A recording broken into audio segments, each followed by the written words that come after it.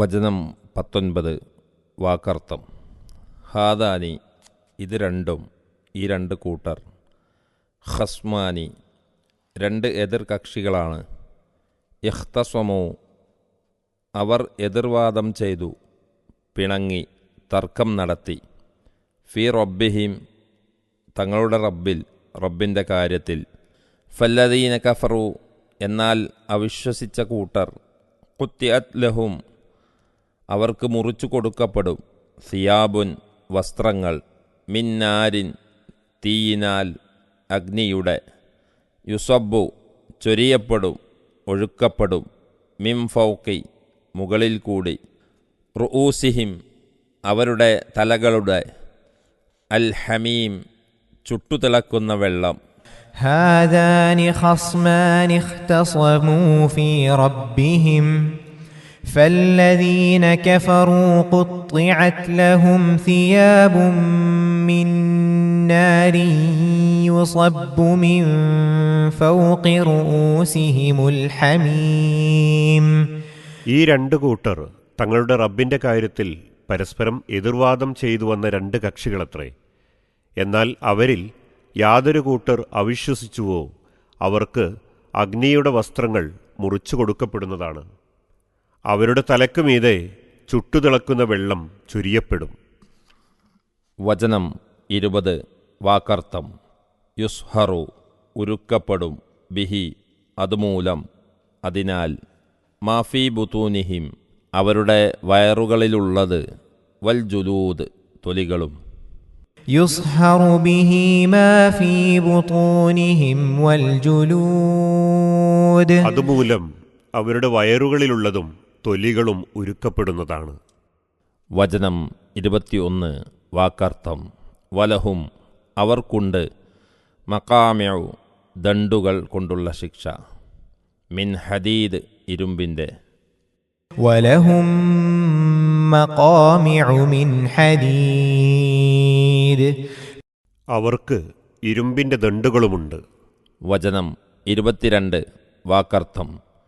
കുല്ലമാ അറാദു അവർ ഉദ്ദേശിക്കുമ്പോഴെല്ലാം, അയ്യഖ്റുജു അവർ പുറത്തു പോകുവാൻ, മിൻഹ അതിൽ നിന്ന്, മിൻ ഗമ്മിൻ ദുഃഖത്താൽ, ഉഈദു അവർ മടക്കപ്പെടും, ഫീഹ അതിൽ, അതിലേക്ക്, വദൂഖു നിങ്ങൾ ആസ്വദിക്കുവിൻ, അനുഭവിക്കുവിൻ, അദാബൽ ഹരീഖ് വെന്തരിയുന്ന ശിക്ഷ.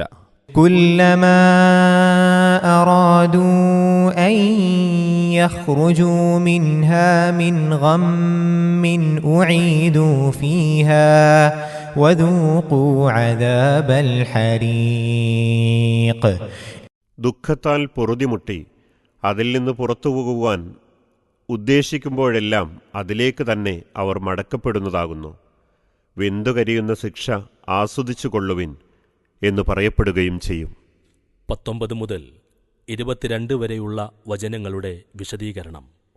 മതത്തിൻ്റെയും ജാതിവർഗങ്ങളുടെയും പേരിൽ മനുഷ്യൻ എത്ര കക്ഷികളെങ്കിലും ആയിക്കൊള്ളട്ടെ, വാസ്തവത്തിൽ അവർ 2 കക്ഷികൾ മാത്രമാണ്. അനുസരണത്തിൻ്റെ മാർഗത്തിലൂടെ മാന്യതയുടെ താവളത്തിൽ എത്തിച്ചേരുന്ന ഒരു കക്ഷി, നിഷേധത്തിൻ്റെ മാർഗത്തിലൂടെ നിന്ദ്യതയുടെ താവളത്തിൽ ചെന്നു ചേരുന്ന മറ്റൊരു കക്ഷി. രണ്ടാമത്തേതിനെ പറ്റിയാണ് ഇവിടെ പ്രസ്താവിച്ചത്. ഒന്നാമത്തേതിനെക്കുറിച്ച് അടുത്ത വചനങ്ങളിൽ പ്രസ്താവിക്കുന്നുണ്ട്. ഖസ്മാനി 2 കക്ഷികൾ എന്നു പറഞ്ഞത് വേദക്കാരും മുസ്ലിങ്ങളുമാണെന്നും, ബദർ യുദ്ധത്തിൽ സത്യവിശ്വാസികളുടെ ഭാഗത്ത് ദ്വന്ദ്വയുദ്ധം നടത്തിയ ഹംസ റളിയല്ലാഹു അൻഹു, അലി റളിയല്ലാഹു അൻഹു, ഉബൈദ റളിയല്ലാഹു അൻഹു എന്നിവരും അവരുടെ എതിരിൽ മുന്നോട്ട് വന്ന ഉത്ബ, ഷൈബ, വലീദ് എന്നിവരുമാണെന്നും പല സ്വഹാബികളിൽ നിന്നും ബലപ്പെട്ട നിവേദനങ്ങൾ അഥവാ റിവായത്തുകൾ വന്നിട്ടുണ്ട്. വേറെയും ചില അഭിപ്രായങ്ങൾ കാണാം. മുൻഗാമികളായ മുഫസ്സിറുകളിൽ പ്രമുഖനായ ഇബ്നു ജരീർ അവയെല്ലാം ഉദ്ധരിച്ച ശേഷം നാം ആദ്യം സൂചിപ്പിച്ച പ്രകാരമാണ് സ്വീകരിച്ചിട്ടുള്ളത്. അദ്ദേഹം ഇവിടെ പ്രസ്താവിച്ചതിൽ നിന്ന് ചില പ്രധാന സംഗതികൾ മനസ്സിലാക്കുവാനുള്ളതുകൊണ്ട് അതിൻ്റെ ചുരുക്കം ഇവിടെ ഉദ്ധരിക്കാം. അദ്ദേഹം പറയുന്നു, ഈ അഭിപ്രായങ്ങളിൽ വെച്ച് എന്റെ അടുക്കൽ വാസ്തവത്തോടും ആയത്തിന്റെ വ്യാഖ്യാനത്തോടും കൂടുതൽ യോജിച്ചത് എല്ലാ തരക്കാരും അടങ്ങുന്ന അവിശ്വാസികളും സത്യവിശ്വാസികളുമാണ് ആ രണ്ടു കക്ഷികൾ എന്നുള്ളതാകുന്നു. ഇങ്ങനെ പറയുവാൻ കാരണം അല്ലാഹു ഇതിനു മുമ്പ് 2 തരക്കാരെപ്പറ്റി പറഞ്ഞിരിക്കുന്നു. അതായത് അല്ലാഹുവിനെ അനുസരിച്ച് സുജൂദ് ചെയ്യുന്നവരും ശിക്ഷാർഹരായ അനുസരണമില്ലാത്തവരും. തുടർന്നുകൊണ്ട് ഓരോരുത്തരുടെയും സ്ഥിതിഗതിയും വിവരിച്ചു. അപ്പോൾ നമുക്ക് മനസ്സിലാക്കാം ഈ 2 കക്ഷികൾ അവരാണെന്ന്. എന്നാൽ കൂടുതൽ ബലപ്പെട്ട റിവായത്ത് പ്രകാരം ഇത് ബദർ യുദ്ധത്തിൽ ദന്നയുദ്ധം നടത്തിയവരാണെന്ന അഭിപ്രായത്തെപ്പറ്റി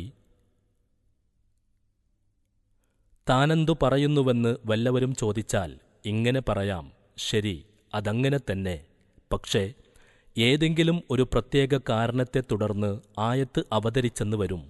അത് അതിലേക്ക് മാത്രം ബാധകമാണെന്ന് അതിനർത്ഥമില്ല. അതുപോലെയുള്ള എല്ലാ സംഗതിയിലേക്കും അത് പൊതുവിൽ ബാധകവുമായിരിക്കും. ഇതാ ഇവിടെയും തന്നെ ദ്വന്ദ്വയുദ്ധം നടത്തിയവരിൽ ഒരു കക്ഷി കുഫറിന്റെയും ഷിർക്കിന്റെയും കക്ഷിയാണ്. മറ്റേത് ഈമാനിന്റെയും അനുസരണത്തിന്റെയും കക്ഷിയുമാണല്ലോ. അപ്പോൾ ആയത്തിന്റെ വ്യാഖ്യാനം ഇങ്ങനെ വരുന്നു: റബ്ബിന്റെ കാര്യത്തിൽ അഥവാ റബ്ബിന്റെ മതത്തിൽ പരസ്പരം എതിർവാദം ചെയ്യുന്ന 2 കക്ഷികളാണിത്. തഫ്സീർ ഇബ്നു ജരീർ. ഏതെങ്കിലും ഒരു വിഷയത്തിലോ ഒരു വിഷയത്തെ തുടർന്നോ അവതരിക്കുന്ന ആയത്ത് അതുപോലെയുള്ള എല്ലാ സംഭവത്തിലേക്കും ബാധകമാണെന്ന ഈ തത്വം പ്രത്യേകം ശ്രദ്ധാർഹമാകുന്നു. ഖുർആൻ വ്യാഖ്യാനത്തിൽ ഇതൊരു അംഗീകൃത തത്വമത്രേ. അടുത്ത ആയത്തിൽ മറ്റേ കക്ഷിയെപ്പറ്റി വിവരിക്കുന്നു.